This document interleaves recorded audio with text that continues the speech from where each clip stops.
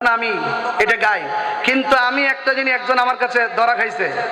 এটা হলো গাড়ির মধ্যে বসে থাকার সময় আমাদের আলহাজ সুফি মিজানুর রহমান মহোদয় তিনি একটা গজল বলছেন।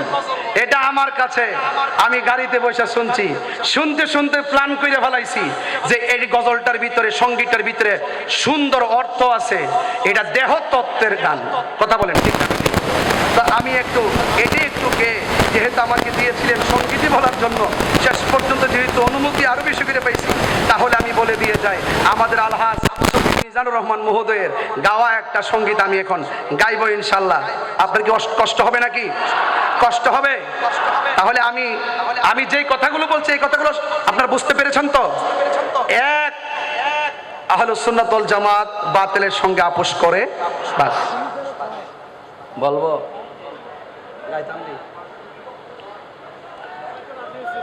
সন্ধ্যা হইল ডাক দিলে না মুরে প্রাণ বন্ধুরে, সন্ধ্যা হইল ডাক দিলে না মুরে। এটা শোনার পর আমি রাত্রে চোখের পানি ফেলা কাঁদছি। আমার জীবন তরি শেষ হয়ে যাচ্ছে, যে কোনো মুহূর্তে আমার জীবনের তরি ডুবে যেতে পারে, যে কোনো মুহূর্তে আমার ঘরের ভিতরে আজরাইল এসে হানা দিতে পারে, আমার প্রাণ পাখি চলে যেতে পারে। আমি যখন রাতের বেলা এটা শুনেছিলাম, শোনার পরে আমি কেঁদেছিলাম। আমি গাচ্ছি, আপনারা একটু মেহেরবানি করে শুনুন। মাইজবান্ডারি কালাম এটা। সন্ধ্যা হলে ডাক দিলে না মোরে প্রাণ বন্ধুরে, সন্ধ্যা হইল ডাক দিলে না মোরে প্রাণ বন্ধুরে, আর পরীক্ষার সময় নাই, কর জুড়ে ক্ষমা চাই, শেষের খেয়াই না নিলায় আমারে প্রাণ বন্ধুরে, আর পরীক্ষার সময় নাই, কর জুড়ে ক্ষমা চাই, শেষের খেয়াই না নিলায় আমারে।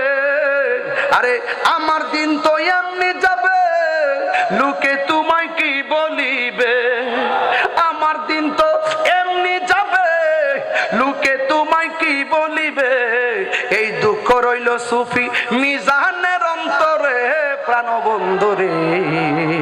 আরে সন্ধ্যা হইল ডাক দিলে না মোরে, ওরে সন্ধ্যা হইল ডাক দিলে না মোরে প্রাণ দয়াল রে, সন্ধ্যা হইল ডাক দিলে না মোরে।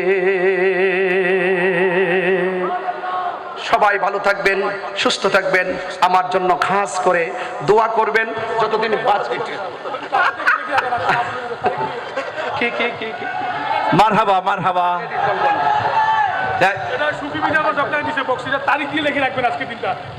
আমাকে সফি মিজান মহোদয় আমাকে কিছু হাদিয়া দিয়েছেন, আমি পেয়েছি এবং নিয়েছি, এবং আমাকে বলেছেন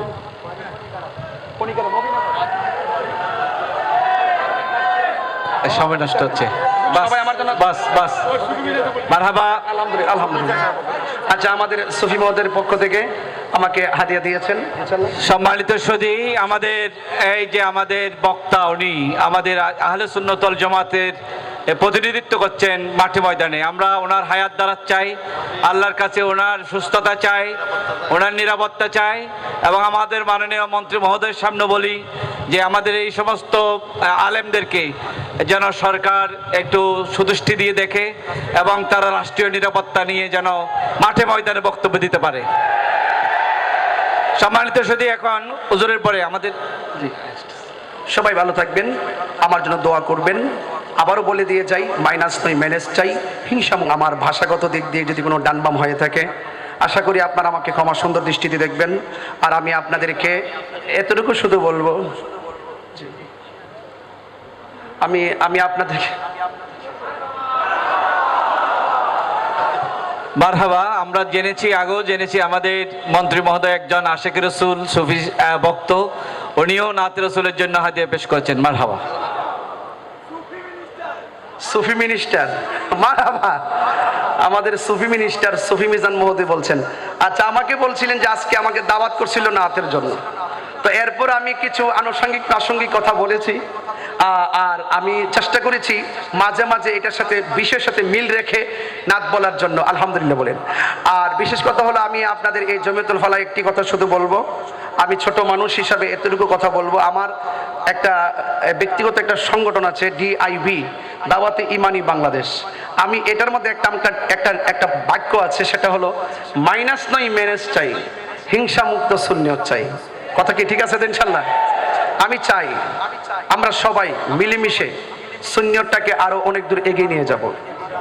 আমি দেখতেছি গত কিছুদিন ধরে, গত কয়েক বছর ধরে দেখতেছি অনেক বাতিল, অনেক হিন্দু যেমন কালিমা পড়ে মুসলমান হতে দেখেছি, আবার এটাও দেখেছি অনেক বাতিল আমাদের সুন্নি আকীদা গ্রহণ করে তারা বাতিল পথ ছেড়ে দিয়ে সুন্নি হয়েছে। কিন্তু আমি শঙ্কিত, চিন্তিত এবং আমি আশাহত হয়েছি। সেটা হলো আমাদের অনেক সুন্নি যারা আমরা আছি, আমাদের মধ্যে অনেক ডিভাইড লক্ষ্য করছি, যেখানে আমরা বিভিন্ন বাতিলরা আমাদের কাছে এসে বিভিন্ন আকীদা গ্রহণ করে সুন্নি হচ্ছে।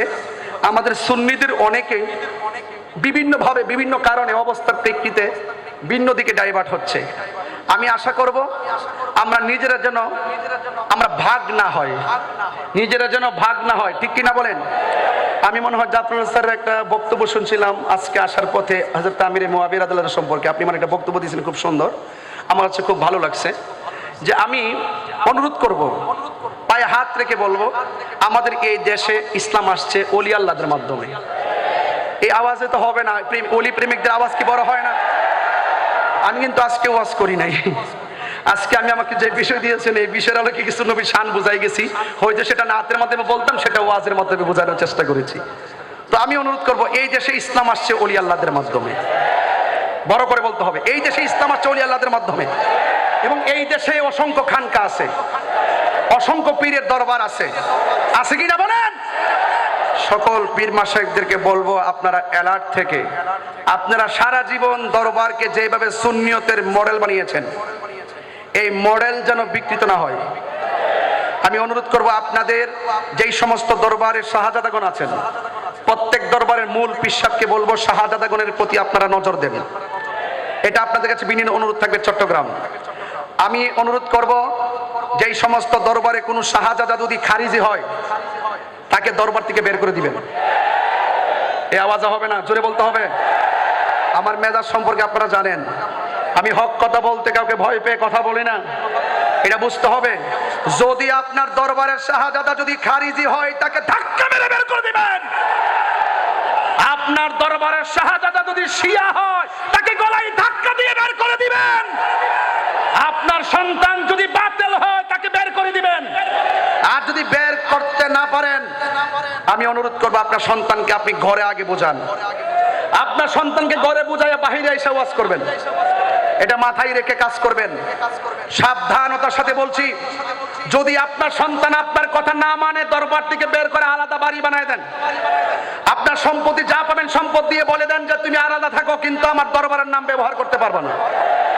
আমাদের মূল দরবার, যেই দরবারগুলোকে আমরা স্যালুট দেই, যেই দরবারগুলো আমাদের আকীদার দরবার, যেই দরবারগুলো ঈমানের দরবার, যেই দরবারগুলোর পীর মাশায়েখরা সারা জীবন কষ্ট করে এই সুন্নিয়তের আকীদাগুলোকে প্রতিষ্ঠিত করেছেন, সেই দরবারে কোনো শাহজাদা যদি কোনো শিয়া আকীদা লালন করে, কোনো খারিজি আকীদা লালন করে, বাতিলদের আকীদা লালন করে, আমি বলবো তাদেরকে এই দরবার থেকে বের করে দিবেন এবং তাদেরকে বলবেন, তোরা আলাদা বের হয়ে যা, আমার দরবারের নাম তোরা ব্যবহার করতে পারবে না, পারবে না, পারবে না, ঠিক কিনা বলেন? নারে তাকবীর, নারে রিসালাত, শাহিনশাহে কারবালা জিন্দাবাদ, নারে গাউসিয়া।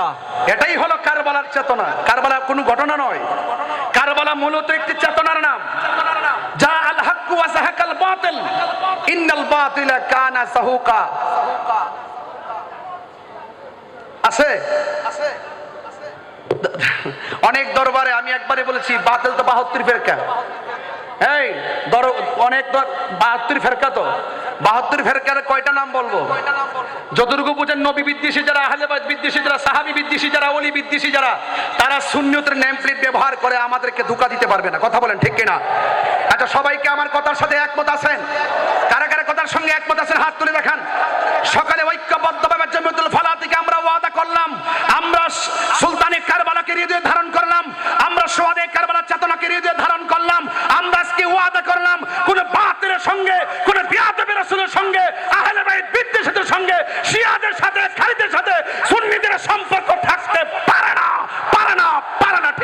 বলেন। আল্লাহ পাক আমাদের সকলকে বুঝার তৌফিক দান করে বলুন আমিন। আমাদের আলহাজ সফি মিজানুর রহমান মহোদয়, আমি যখন ওয়াজের মধ্যে আসি, ওয়াজে যখন আসি, আমার কিছু নিজের হাতের লেখা গজল আছে, এই গজলগুলো সঙ্গীতগুলো আমি গাই। আবার যখন অনেক অনেক শায়ের যারা আছেন তারাও যখন গায়, তখন